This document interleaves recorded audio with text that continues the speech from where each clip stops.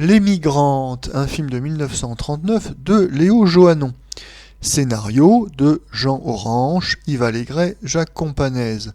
Avec dans les rôles principaux Edwige Feuillère, Foun Sen et Jean Chevrier, Georges Lannes, Pierre Larquet, Pierre Juvenet et Mauss. Le sujet.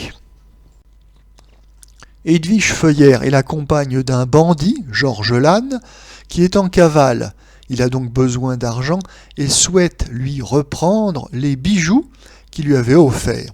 Évidemment, Edwige Feuillère n'est pas de cet avis et décide de lui échapper.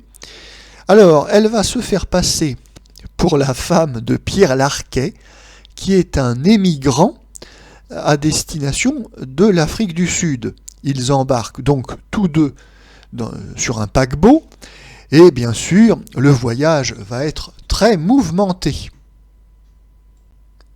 Léo Johannon est un réalisateur habile qui va beaucoup tourner jusqu'en 1944, et notamment de très bonnes comédies, comme Quel drôle de gosse en 1935 avec Daniel Darieux, Vous n'avez rien à déclarer en 1937 avec Rému et Brasseur, En 42 Caprices avec de nouveau Daniel Darieux, et ici en 1939 L'Émigrante avec Edwige Feuillère, qu'il retrouvera d'ailleurs dans le film Lucrèce en 1943.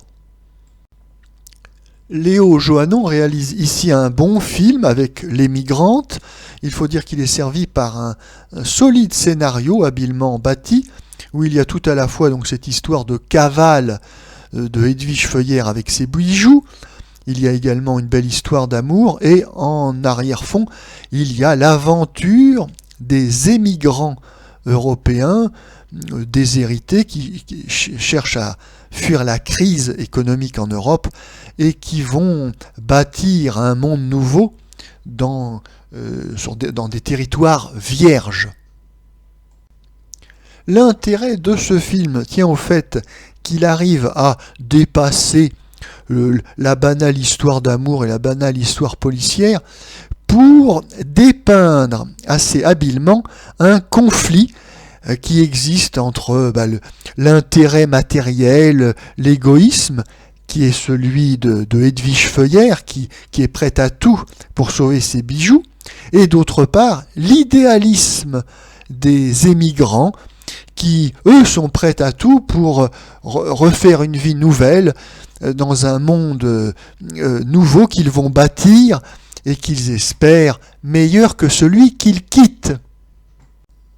Ce film empreint d'idéalisme est d'autant plus réussi qu'il ne tombe pas dans le piège du discours démonstratif, du discours manichéen, du catéchisme bien pensant. Non, ici le message est délivré avec beaucoup de sincérité, ce qui ne manque pas de toucher le spectateur.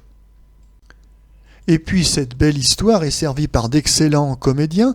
Nous avons bien sûr Edwige Feuillère qui fait partie de ces actrices des années 30 comme Renée Saint-Cyr ou Gaby Morlet, qui sont naturellement élégantes et distinguées, bien que dans le film ici Edwige Feuillère joue le rôle d'une femme de mauvaise vie, très attachée à ses bijoux, très égoïste, mais qui trouvera la rédemption à la fin du film.